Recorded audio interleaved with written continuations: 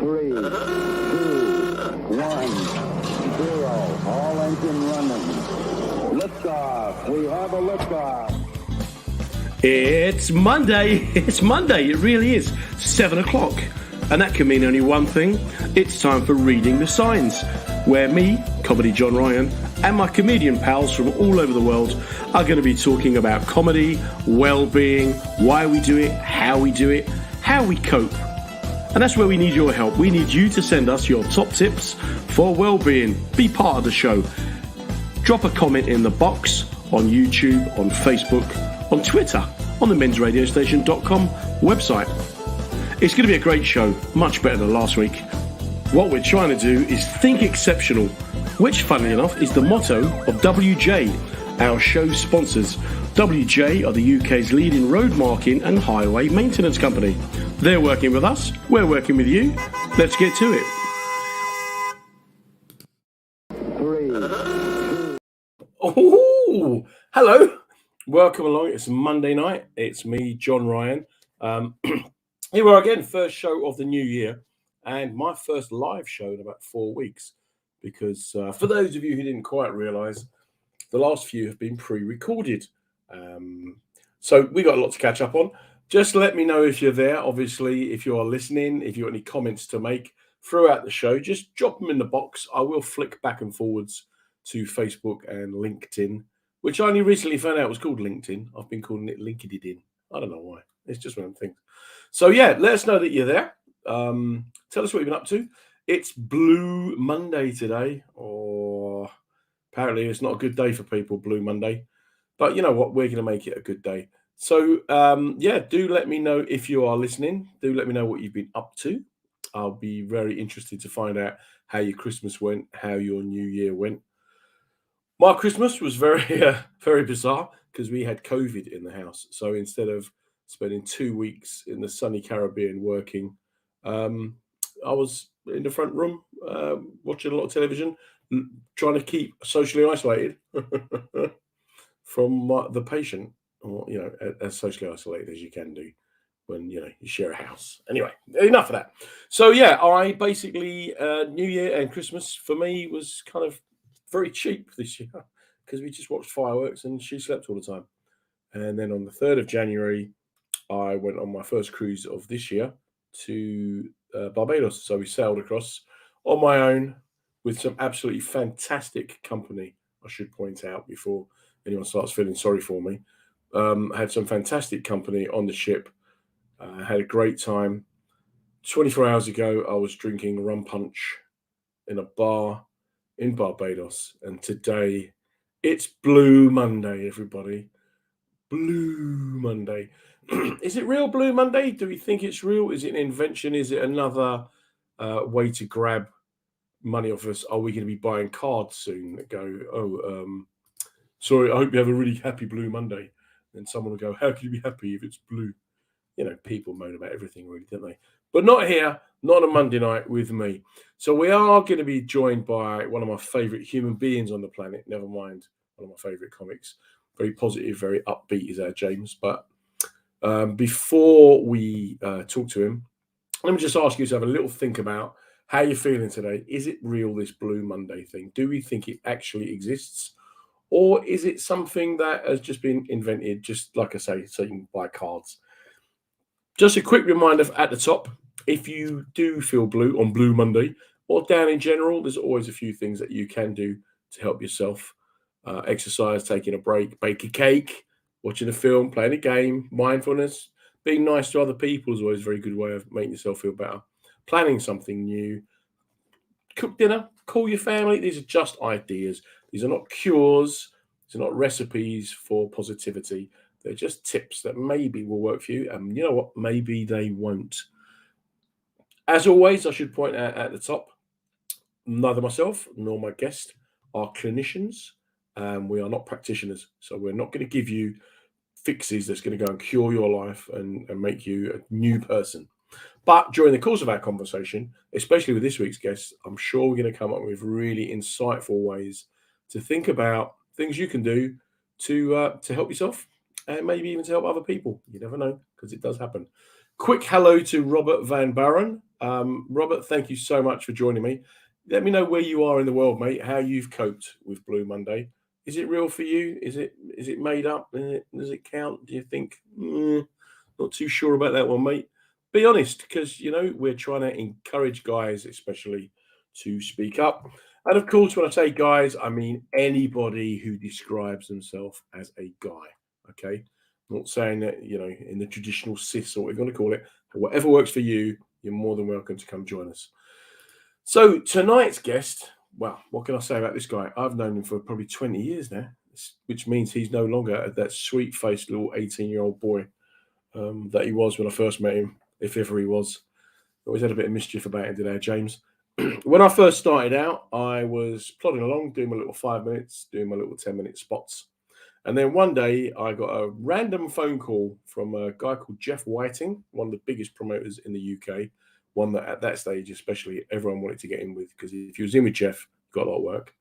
And Jeff rang me up, asked if I had my diary, and gave me a load of gigs. And at the end of it, I said, "Have you ever seen me?" He said, "No." And it's very rare for him to book people unseen. But he said, "James Dowdeswell recommended you to me." And I only met James once. But such was the impact that he had on me that I always tell people when they say, "Well, how have you ended up doing what you're doing?" And I say, there's a few people along the way who've helped my journey, one of whom has been this guy, James Dowdeswell. So what can I say? Should we just get him on? If I can ask you, please, give a little welcome while you're out there. If you're listening on the Men's Health radio station or Women's Health radio station or the Deluxe Radio Network, or on Facebook, or on Twitter, or LinkedIn, or wherever you're listening. If you're in one of the depots that WJ, our show sponsors, up and down the country, please enjoy the next bit, because this guy, honestly, top dollar. One of the hidden secrets of the UK comedy circuit. It's over to you, James. Hello. How are you, John? You know what? I've got a cold sore. You asked. I'm telling you. I've got a cold sore, mate. My first one of the year. I never had one last year. And now I've got one. Oh dear, that's a nightmare. It's a stress, mate. It's a stress of being on with you. You stressed me out, bruv. That's what you've done. I didn't realise I had that impact on your career. Yeah, it's funny, isn't it? Me and Paul Carenza were talking about this. He was guest in November, I think. And again, another person who had an impact on me without realising it. And it's funny, I always talk about the ripple effect. We never know how far our reach goes. Yeah. Never do. But yeah, you was always very. When I said I was going to do my first ever hour, who did I call to support me? Who did it? Two people, you and Frank Skinner. Ghostbusters, yeah. Where is he now? Yeah, what's that around with Frank? He don't keep in touch, does he? What did you do over Christmas then? I went back to see my family in Bristol.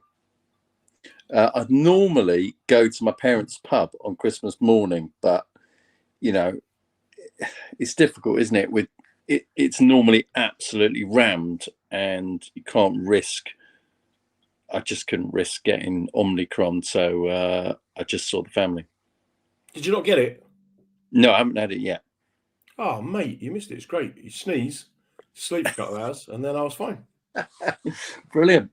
No, I haven't missed it. Well, it says on the thing down there that I'm a dog walker. So basically, on the thing down there, how technical are you?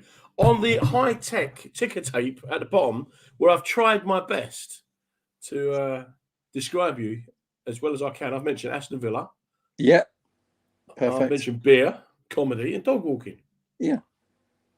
What have I missed? Perfect. No. I said, as you said down there. The dog walking, that if for example I got it, I mean Omicron isn't obviously as bad as COVID, and most people aren't getting too ill, but it's more of an admin issue, isn't it? I have to take a week off work, and it costs a week when you can't work, so it's difficult. Oh mate, we were due to do 2 weeks. Tasha was going to come with me. I was working on a cruise, of course, as I often do at Christmas.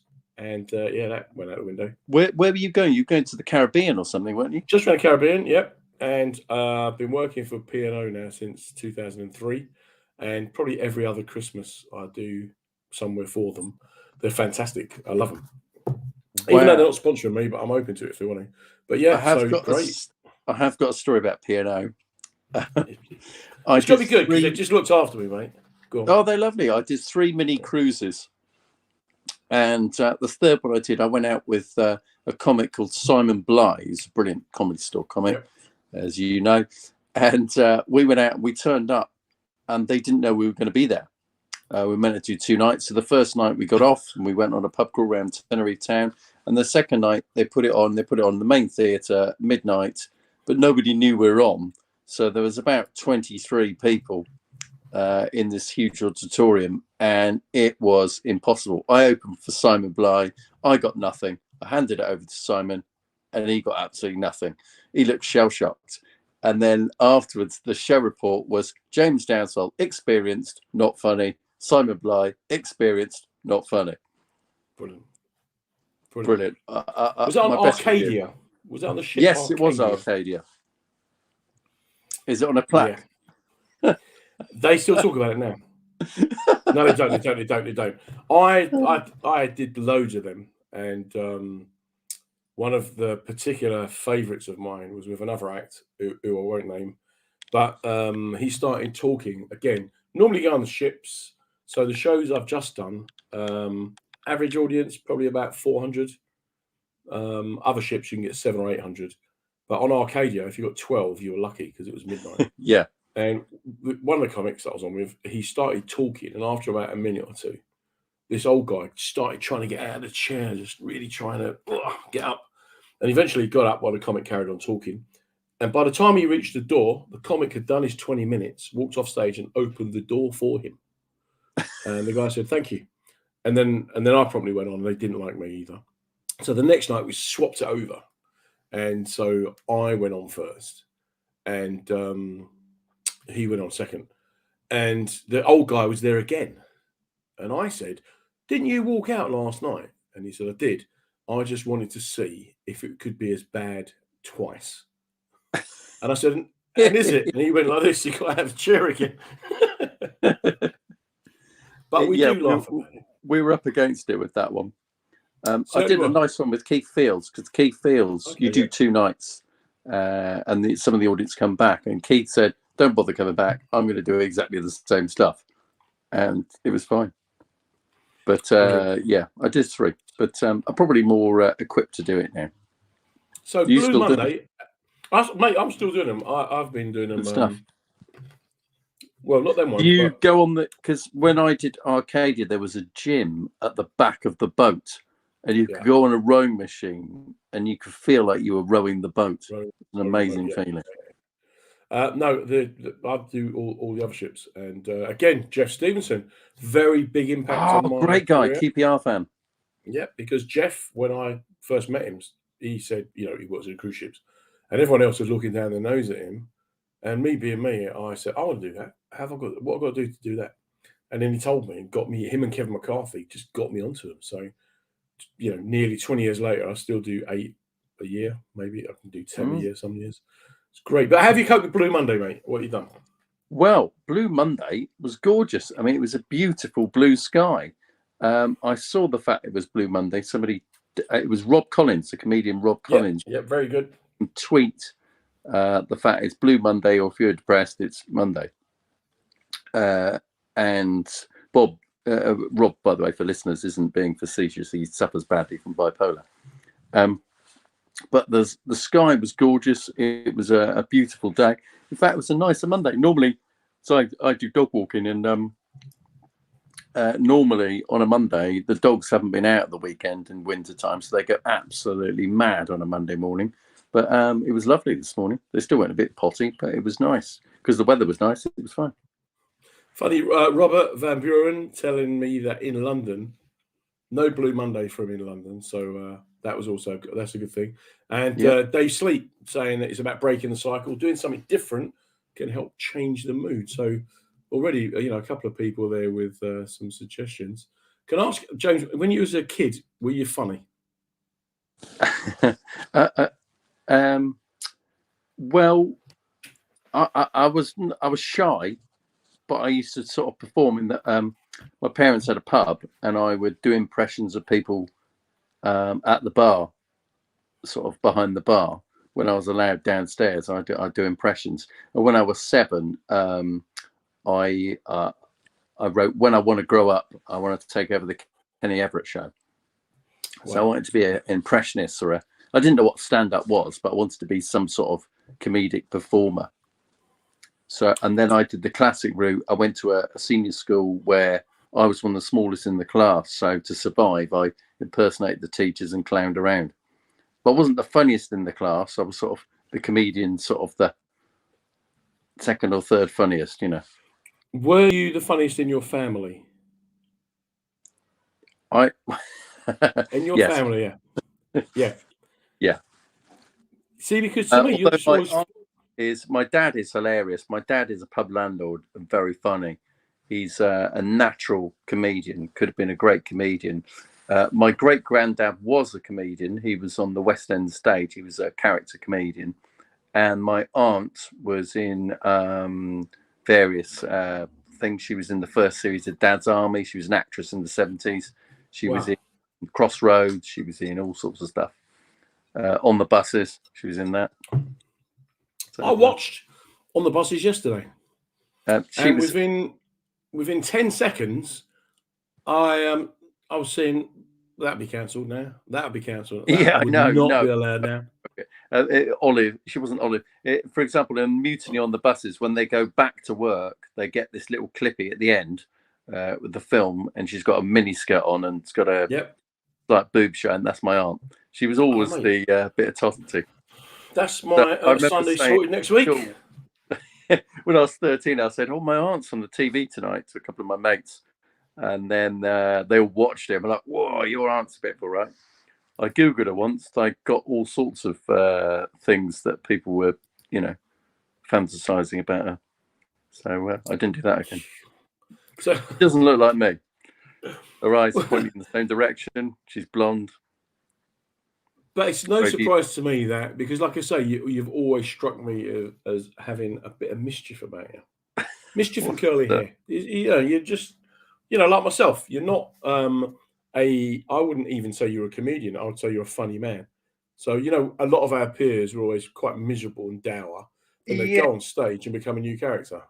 Yeah, I agree with you with that. They said there's two kinds of comedians. There's the funny bones comedian and the sort of non-funny bones comedian, or what's known now as a technician, isn't it? And there are some people who I'm amazed, they're very competitive comedians. Some of them, these guys are on TV and they sort of analyze comedy, whereas I've never really been interested in that. I've always saw it as my career as a hobby that got to have control. I did it because I liked it. And I like, one of the things I really like at the moment is because of all the stuff, comedy's on the TV. When I do a gig like you, John, I'm quite interactive now. I didn't used to be. I used to be sort of quite material-based comic. But I think if you, as an audience member, go to see some comedy, you want it personalised. You want it especially for you. You don't want this old rubbish trotted out that could be trotted out every night.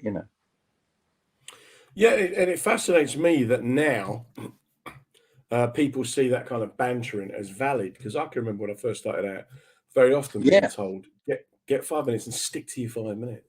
Well, that was your style. I mean, you were very much a bespoke comedian who would make the show about that audience every single time. 20 years ago, you'd always do that. It took me a lot of confidence to get to that point where you would sort of walk out and look at the audience and shape your set around them or what's happening in the room. And now I love comparing, and I see comparing as the host of the party, or you're the conduit between the actors and the audience. But it's taken me a while to get there because I was quite shy to start with. Yeah, I think that's a fair analysis. But also though, because you did get you did have a very good reputation pretty quickly as well, didn't you? Didn't you win, like, wasn't it Jongleurs New Act of the Year or something? Yeah, well, that's very kind. When I came to London, I'd sort of done a little bit of stand-up beforehand. so I kind of knew what I was doing, and London sort of sharpened you up. And I really enjoyed the sort of 10 minutes, 7 to 10 minutes, like being a sprinter. And the London circuit really suits me. I loved that, popping from gig to gig, and it was brilliant, you know. And there was that group of people we were in, you know, the Amuse Moose on a Sunday. There's some fantastic comedians, you know. There was obviously yourself, and there's, you know, there's some, you know, we were sort of gigging on a Sunday night at a small room pub with, you know, people like Russell Brand, and, you know, it was amazing, really, when you think Jimmy about Carr, McIntyre, Mickey Flanagan. Yeah. Where are they now? Hey, where are they now? Exactly. So when you left school, what was your first job? I've only had, well, apart from student jobs, when I left university, well, when I was at university, I was in the second year, end of the first year at university, and the bar manager at the local pub said, "Can I have a word?" I was called Louis at university. He said, "Louis, can I have a word? You spend most of your time and energy at this pub and most of your money. Why don't you just come and work behind the bar for me? Then you'll earn to be there." And so for the next 2 years, I worked behind the bar at the local pub. So consequently, I came out and I didn't have student debts because I've been earning the last 2 years.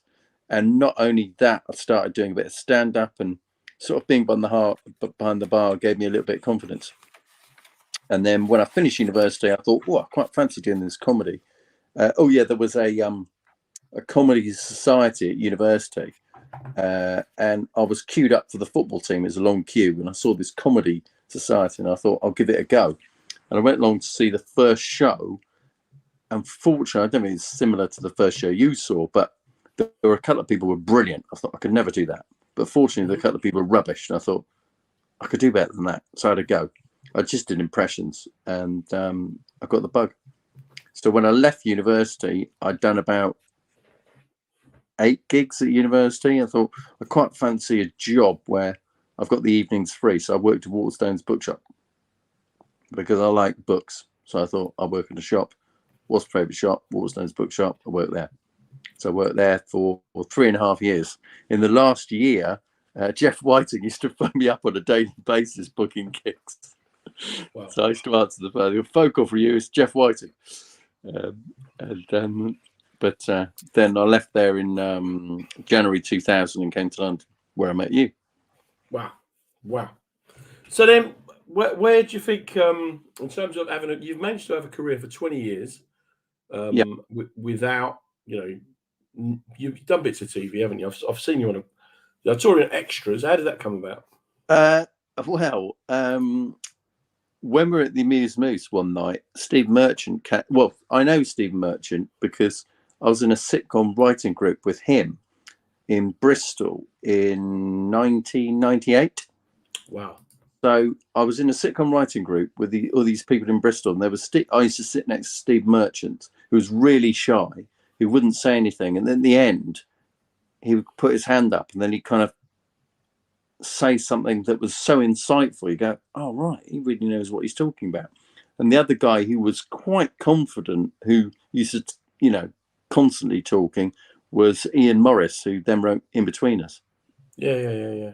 So I knew Stephen, I knew his stand-up, and I'd gigged with him, and then I'd gig with him at the Amuse Moose again, and he came to look at me for Gareth at the office. Didn't get that, obviously, and then they wrote a part called Jimmy the Perv in the second series of The Office. One of Gareth's mad mates didn't get that, and then I auditioned for Count Fuckula in Extras a few years later. And I don't know how many auditions you've done, but normally you turn up and there's like a couple of uninterested people and a camera, and nobody's really looking at you. One person talks to you and everyone ignores you. But this, I turned up at the BBC, walked into the room, and there's Ricky Gervais, Stephen Merchant, Asher Teller, the producer, and Tracy Gillam, the head of BBC Comedy. I'm like, gee. So what? And then so I thought, oh, and then Ricky Gervais said, oh, this is James. I know him. He does it. He does impressions. Go on, do your Samuel L. Jackson. So I did that. Dear Eminem. So I just did a load of impressions, and it kind of warmed me up before I even did the audition. So it was just great fun, and you know, Ricky Gervais just laughs away. So it was kind of just easy, really. But it's funny for punters, civilians, call them what you will, to go, well, you started out with Ricky Gervais, Steve Merchant. Sean Pye was another one I remember. Went on Yeah, to of course, he was in extras as well. Sean Pye, one of yeah. the big things, yeah. And so many times I get people saying, where'd it go wrong for you, John? And I was once on a flight back from, I think, Thailand or somewhere, Singapore, where I'd been paid to fly out, do some shows, and fly back again. Sat next to someone, and I said, "Yeah, I do comedy," and they went, "Wouldn't you like to be more successful?" I'm like, "I'm being paid to fly around the world, mate. You know, how are we measuring success here?" Yeah. It's interesting. Yeah, it's just very, very bizarre, mate. And it's just how people think, you know, the best comics end up at the top of the triangle, which generally they do, but they can't get their head around the fact that not all of us want to climb that mountain. Yeah, and there's an awful lot of very, very, and you know them as well, excellent comedians who aren't on the TV, who are better than those on the TV. They just maybe don't have a TV friendly Yeah, act, or they're not the right age group, or they're not quite ambitious enough. It's interesting when I'm around. I compare a bit for Outside the Box, so I get to compare for people that are on the telly. And it's fascinating in the dressing room when you're listening to them. They're talking about a different thing. So it's a bit like, I always think like I'm a quite good championship yeah, midfield defensive midfield player in the championship, solid. Whereas these guys are not only Premier League, they're gunning for Europe. You know, they're Champions League, but yeah, they're talking about different level. You know, maybe I'd be talking about gigs or rooms, and they're talking about producers and you know, TV producers. It's a totally different thing. But I find it quite fascinating. I'm never competitive with it. I just find it quite interesting because I'm naturally quite nosy. no, and I'm the same, and it always, for me, gets even funnier when they don't know who I am or like, Yeah. and Well, may I interrupt you for a second? You just told a lovely story about how you're very happy where you are. I'm very happy where I am. And what people don't realize is when you do gig with the people further up the tree, unless they're at the very top, most of those people aren't happy because they're very driven, very ambitious, and they want to get to the next level. So most of the people you see on TV shows live in a constant state of fear, anxiety, and ambition, whereas I'm quite relaxed. yeah, and So, you just got to think what you want, how what you got to do to achieve it, what you're prepared to sacrifice for it. And I remember going back to that my first ever solo show where, like I said, yourself and Frank Skinner were the first two acts. I remember thinking, Frank Skinner, he's just a bloke, didn't you? yeah, Really, you just, you know. And what was he happy? I remember talking to him, and he just bought a new house, and he just seemed like he'd be happy working in a bakery. yeah, I know what you mean. Say Mickey Flanagan's very content, but I just mean those guys that are, or girls that are on the up. They're mostly completely neurotic, these people, Yeah, and yeah, they're not enjoying the ride. I've said to a few of them, I mean, you are enjoying where you are at the minute, aren't you? And they go, oh, I was trying to get on the Apollo, or trying to get this, or trying to get the second series of that. And oh, it's exhausting. I had a conversation with someone who said to me, and they were just their first live at the Apollo was about to be screened, and they said, "Well, yeah, once that's shown, I'll have to do these again." I said, "Well, good luck with that, mate. Do you really think that millions of people are going to tune into live at the Apollo, and then you're going to be doing stadium?" And I think they did. They thought they were going to do stadium tours, and it's that thing about expectation management, being Yeah, realistic. And I yeah, wonder yeah. if that grounding comes from like that secure. It sounded like you had a secure family as a kid. You know, you worked your way through college. What do you think Yeah. stopped you from becoming bitter and jealous? Um, well, full disclosure, my fiance, my partner of 7 years, has chronic PTSD from an abusive childhood. So puts everything in perspective. So now I did the King's Head on the Saturday. Oh, just pleased to be there. This is brilliant. She's not able to do much. So, and she's a very talented singer. So it sort of just gives me, it's in a weird way, it kind of fortifies me a little bit because it puts everything in perspective. So I don't take anything for granted. So just before we move on, I just want to give a quick shout out to the WJ Group, the UK's leading road marking and highway maintenance company. They're the people who basically support the show and have been very supportive of me over the last few years. So really appreciate their help on that. They haven't got anything that you can buy unless you want to get some white lines painted outside your house. I don't see how they benefit from our relationship at all a lot of the time, but they've been very good. Can I ask, your first gig, do you remember how it went? Was it good? Was it bad? Were you nervous? First gig, I was a bit terrified, but I didn't really know what I was doing. So it was at university. I was doing impressions. It was far too ambitious. So I was basically like dressed up, and I'd take off various bits, and I like an onion, and I'd become a different character and a different character and different character. My first comedy gig in an actual comedy club away from university, I was very nervous, but I practiced for like 3 weeks beforehand about my 5 minutes, and that went all right. And then what about the subsequent gigs? When did it go wrong? When did you have one where the wheels came off? Oh, at university, gig number 2, I decided I'd come on to some music and I'd be interactive with this music, and they put the wrong side of the tape on. And I was just like, okay. Boom. So ever since then, I've never relied on sound cues. Even though I rap, I rap, but I never have a track because. How did you cope then with suddenly, hang on, it's tougher than it looked last week?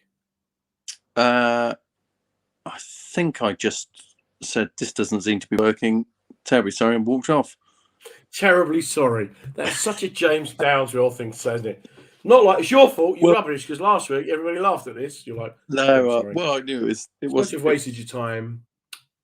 It was my fault, and then I thought to myself, I could either stop doing this or come back next term, and because you couldn't do it like next week, it was like one a term.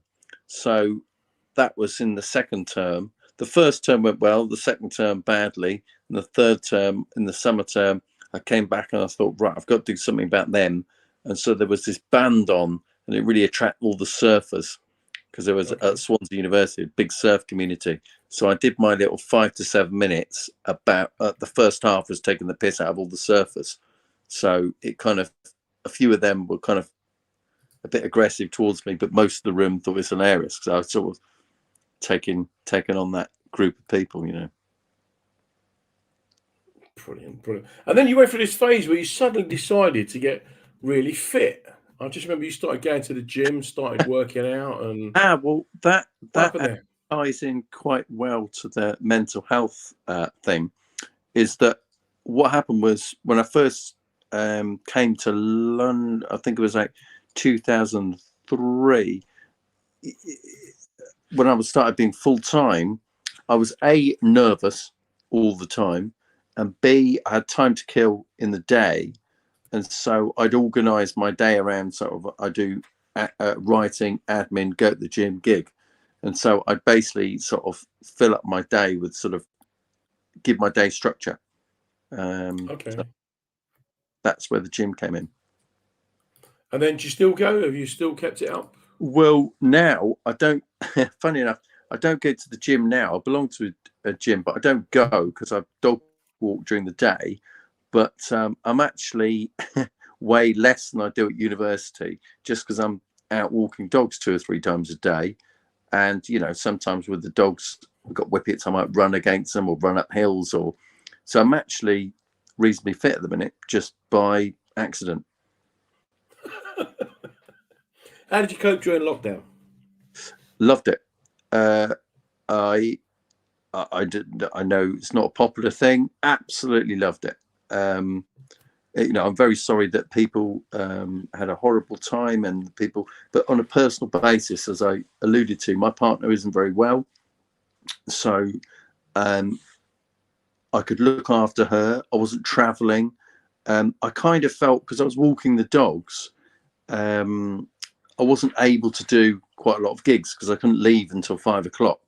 So I constantly felt like I was behind everybody else, or just kind of away from the circuit slightly. So when lockdown happened, not only was I at home with my partner and my dog, I felt like we were on a level playing field. Not that it's a competition or race, but I felt back in the game again, and did loads of videos and did Zooms and online stuff. And I really embraced it. I loved it. I mean, did you ever think about, if it didn't come back, what would you do? I'd have just continued. I'd have just written books. Yeah, I did. We were very lucky with our dogs that we lost our dog business after a week. And then after the end of the week, most people went, "Oh, we can't cope with our own dogs," because we're on Zoom calls and we got whippets, and so I was back walking the dogs. So we were lucky. We had a steady income just gently coming in, so there's no pressure of money. I was writing. I did a freelance article because I wasn't driving. I'm sure you found the same, John. And I'm sure listeners find the same. The commute, or the drive to gigs, or the commute to work, takes up so much time. Suddenly I had all this time. So I wrote some articles. I wrote an article about the perfect pub during lockdown. I wrote a fantasy pubs, another article about my favourite pubs. I made up all the beers, like Harry Potter's The Three Broomsticks, Only Fools and Horses, Nag's Head. I just sort of made up all the beers and had a great time. Is that where the book came from? No, the book actually. Oh wow, it's just popped up. The Pub Manifesto. In 2015, I did a show in Edinburgh called James Dowdeswell's Perfect Pub, and I asked the audience what they would have in their perfect pub, and we formed the show around it and built the perfect pub, different pub every day. But what I did was I actually logged all their suggestions on a blackboard, and I wrote them up every day. Took a picture, wrote them up. Brilliant. And so, in the last week, a friend of mine, Philippa, came up and said, "Oh, that'd make a really good book." So, unbeknownst to me, I'd actually done market research in Edinburgh to find out what people think they should have in their perfect pub. So, it was actually quite an easy book to write. Isn't it just Witherspoons? Isn't that just the perfect pub? Well, yeah, it can be. I'll get kicked off the comedy circuit for saying that. No, it's nothing wrong. It's nothing wrong. Not a very popular decision. Great for many reasons. Unfortunately, Tim Weatherspoon has lost. He's basically sort of lost contact with reality. People get as upset with Mr. Witherspoon as they do with Boris, and you go, wow, and they get so.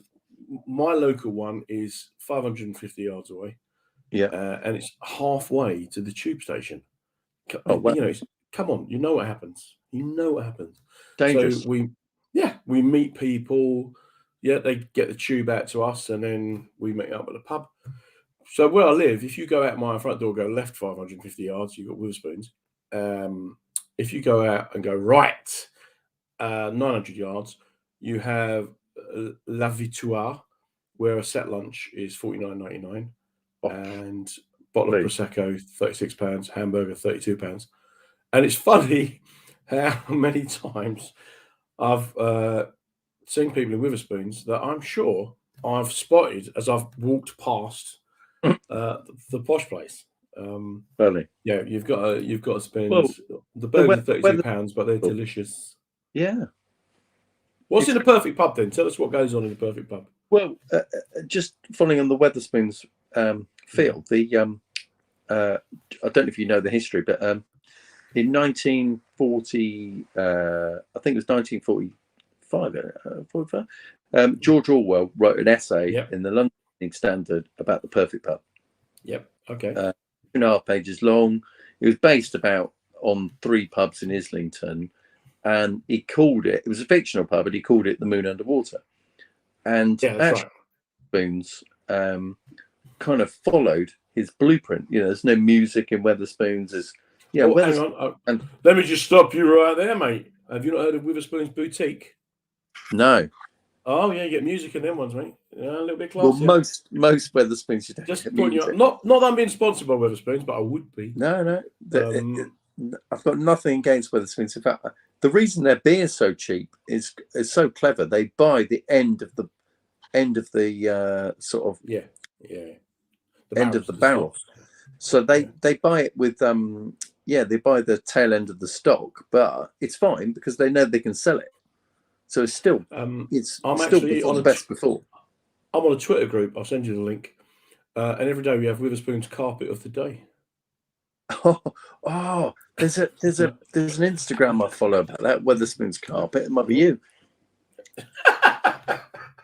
It all comes out in the end. So your pub manifesto then, so it's just a collection of stories based on your so kind of what I just well, it was meant to be called the perfect James Dowdeswell's Perfect Pub or the Perfect Pub, and essentially what it does is the book talks a little bit about problems pub faces, and then it talks about the perfect location, the perfect bar, the perfect drinks, whether it be beer, Guinness, spirits, wine, perfect food, perfect garden, perfect toilets. I go through every single aspect of the pub and talk about it.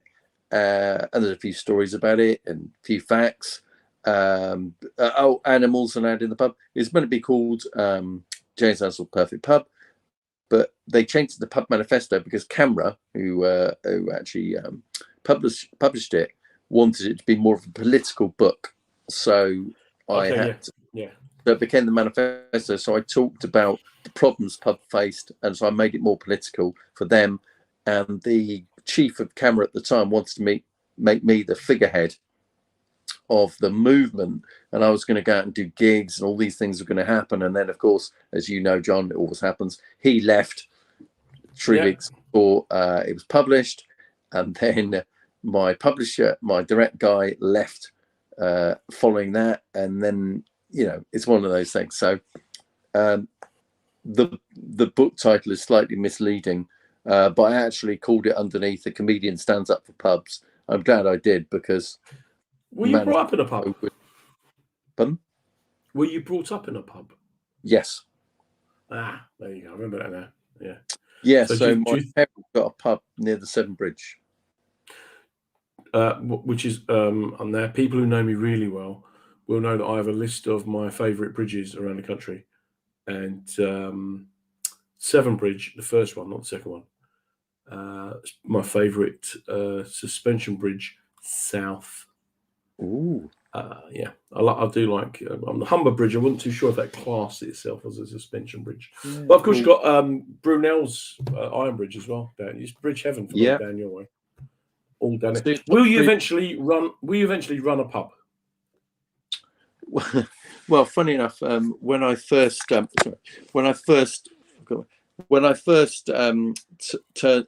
my partner to my parents' pub, she went, "Wow, we could run this," and I was like, "Oh, this is amazing!" But it's my dream. A pub full of dogs. That would be, you'd be in heaven then, wouldn't you? Yeah. So, here's a little an aside story is that so Russell Howard sort of was from a neighbouring village, and Russell's parents used to drink in my parents' pub, and Russell's dad said to my dad in the pub, "Oh, Mike, you're a businessman. What do you think about our sons doing this comedy?" And my dad said, "Well, you know, I don't know about your son, but as far as I'm concerned, stand-up comedy is just merely a practice for the real show business." And then swept his arm around the bar and goes, "The theatre, behold." And but he's right, you know, some good landlords are. My dad always feels like he's on stage, on show behind the bar. Brilliant, man. So there's a link, isn't there? Because as you know, we're all about well-being and helping people to be positive. Yeah. Like it or not, pubs very often are the glue of the community. Certainly within the Irish community, pubs are the only places that Irishmen could go. They get kicked out of their digs. You'd find them propping up the bar with a pint of Guinness and a meal. When I was growing up, my dad didn't really drink. My mum, she liked the sauce, and our local pub was just like going to Ireland. But everybody knew stuff. Everybody knew each other. You could buy and sell stuff in there. With those pubs going, is that not the kind of cohesion for our communities going as well? Yeah, I totally agree. Part of my book was about that.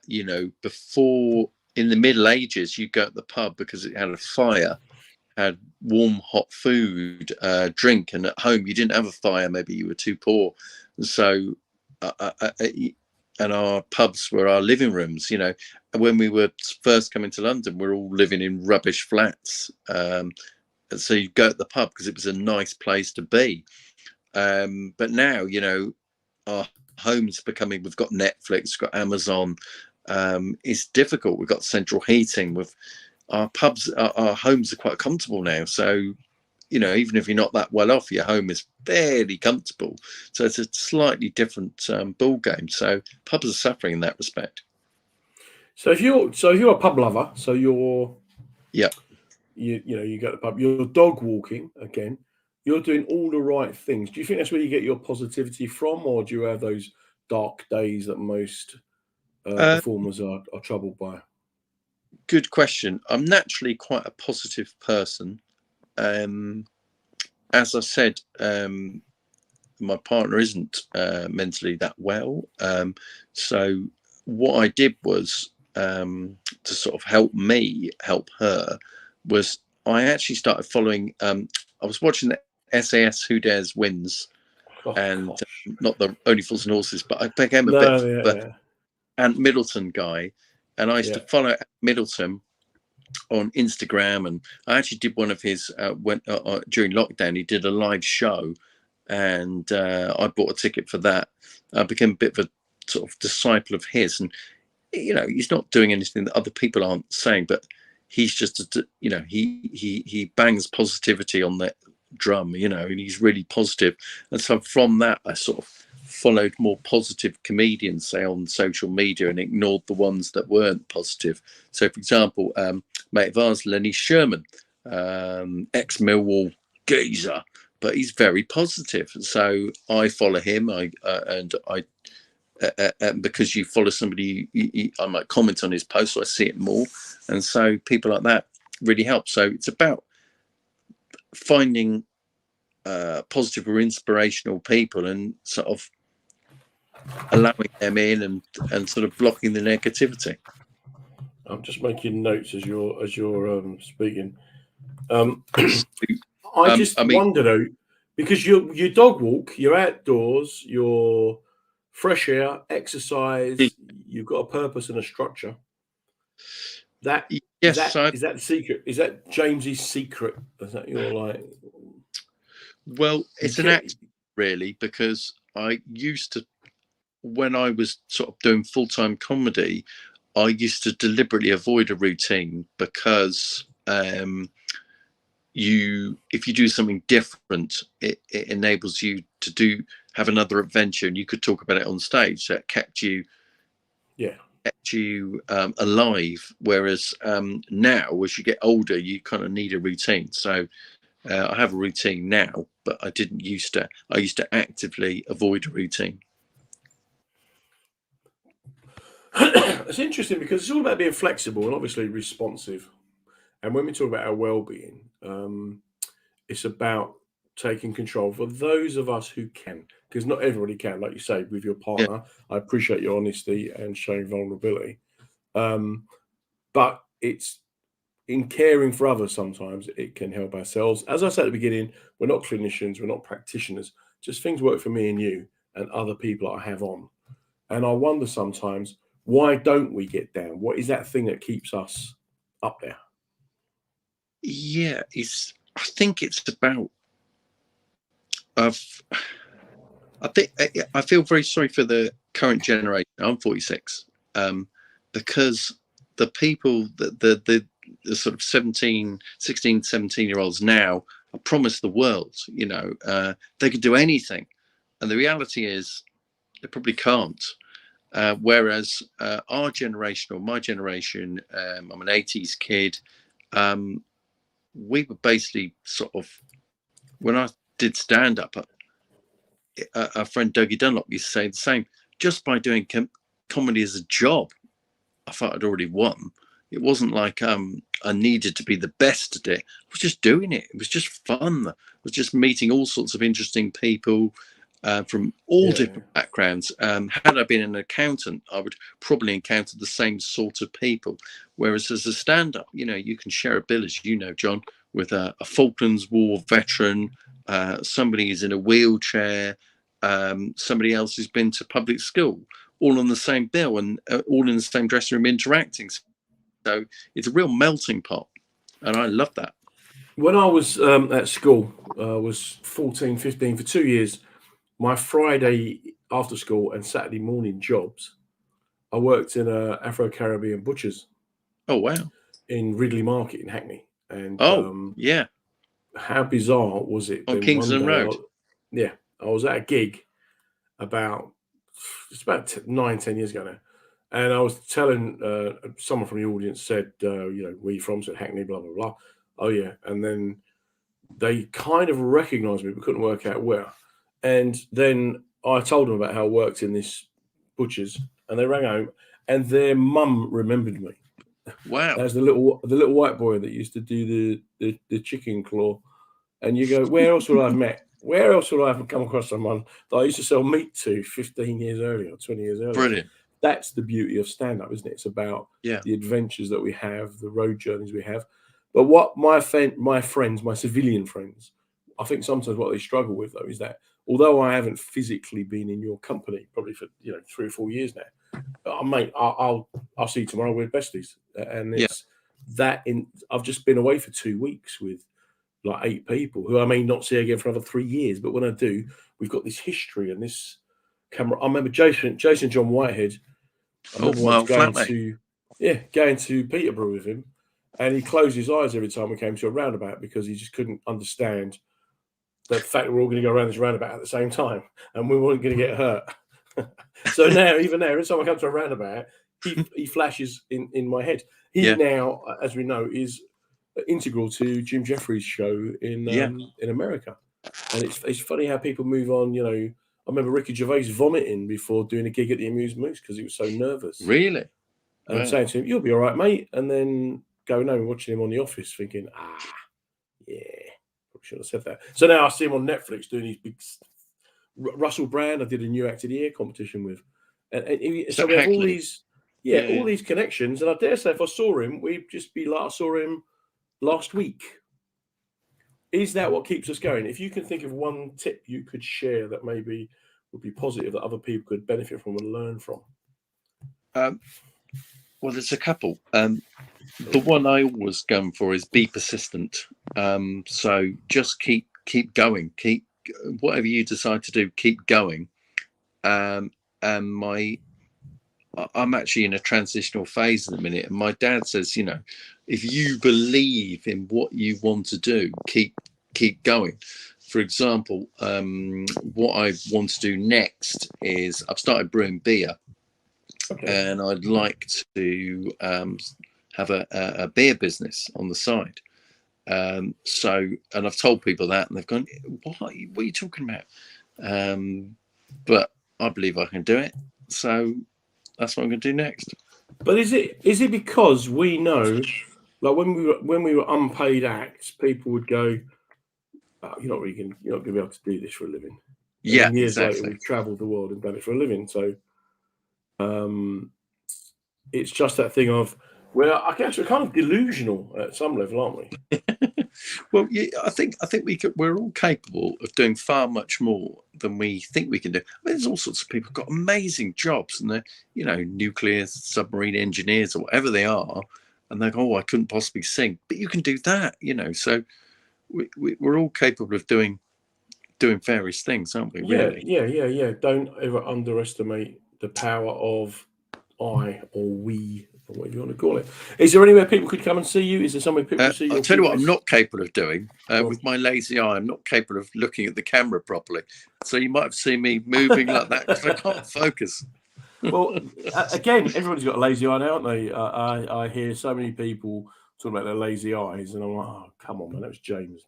There's a lot of competition in the lazy eye circuit. You can't steal, a physical characteristic, but people do. Where can people come see you if they're interested in finding out more about you? Do you have a gig list? I'll tell you what.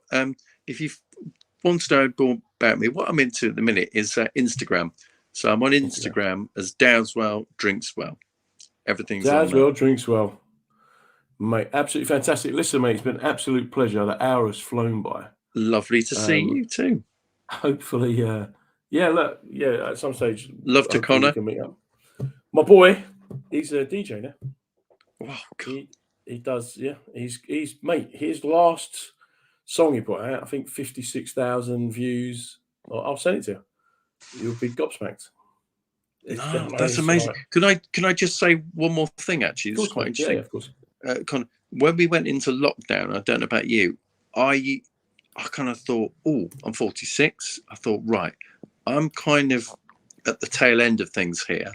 Thought, what would I do during lockdown if I was 22? If I was 19, 22, I'd get online, I'd do stuff. So I actually sort of channeled my youthful self. So I think, what would Connor do? What would these guys do? Oh, wow. Okay.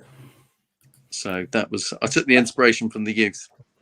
He's got his own radio show on a Friday afternoon as well. I'll send you details of that too. Yeah, love noise. to. It's noise. There's no words. I keep teasing him. Dead proud of all the kids. But listen, mate, thank you so much. And I appreciate your honesty, especially when you came talking about your partner. Also, finally, I know I like my beer, but I'm doing my first ever dry January, just as a bit of fun. Get all right? Yeah, well, I'm lucky because they've got all sorts of interesting beers. My girlfriend's going, "You're drinking more beer than normal." Well, yeah, but it's all alcohol free. Oh, okay. That's one way of doing it. Listen, mate, you take care, and hopefully we'll speak soon, yeah? Keep doing the good job. Take care. Thank you, mate. Cheers. Bye. That was James Dowdeswell. Absolutely incredible. Could talk to him for hours. Really great bit of advice there about being persistent. Keep going. I always say to my kids, got to keep moving forward. Got to keep going forward. Because otherwise you stand still. Physically, if you stand still, your body locks up. Our movement in our body assists our whole kind of lymphatic system, our endocrine system, everything. It's all linked to movement. So, just keep moving forward. As I repeatedly point out each week, we look for the top tips from all of our guests, and some of them are very, very insightful. So, for example, Kane, if we remember ages ago, talks about be selfish, look after yourself. Marcus Bergman talks about yoga and eating well. Daddy Postel said making other people happy. That's what a lot of comics do. Dave Sleet said be the difference, which kind of fits in with what James was saying this evening about being persistent. But also it's about helping others. It's not just about doing stuff for ourselves. Kevin McCarthy said about talking to people, and hopefully we show that each week, that by just having a little conversation. Doesn't have to be heavy. We've got some great tips there from James. We've touched on well-being, what we do to survive and thrive and prevail. And we've also looked at, the future, the past. People have had a tough time during lockdown, as I've pointed out, and today kind of was a tough day for a lot of people, it being Blue Monday. When I say to people, try these tips, I'm aware of the fact that for some people, life is more of a struggle than it is for others. As Charmian said last week, have strong boundaries. And as Ben, President of Bonjo, pointed out, there's always going to be setbacks. Life is a journey. It's a roller coaster ride. There'll be ups and there'll be downs. But if we all take that journey together, it makes it a lot easier. If you know somebody who's struggling, reach out to them. And if you're struggling yourself, do get help. If you don't feel able to reach out yourself, hopefully there'll be someone in your life that will spot the signs and do it for you. And that's what we're all about here on Reading the Signs. We'll be back next Monday with another guest who's just, you got to hear this bloke to believe him.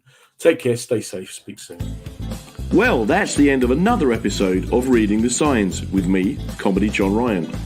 We're here every Monday night at 7 p.m. talking with comedians about mental wellness, mental well-being, and just trying to get the conversation going. What we're trying to do is show that it's good to talk, and we're also trying to show that everybody can go through the same experiences.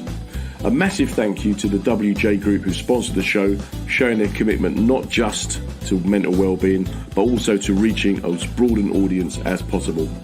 It's great to be part of the mensradiostation.com family, so do check us out on the website, on social media. We'll be back next Monday. You take care. Stay safe, everybody.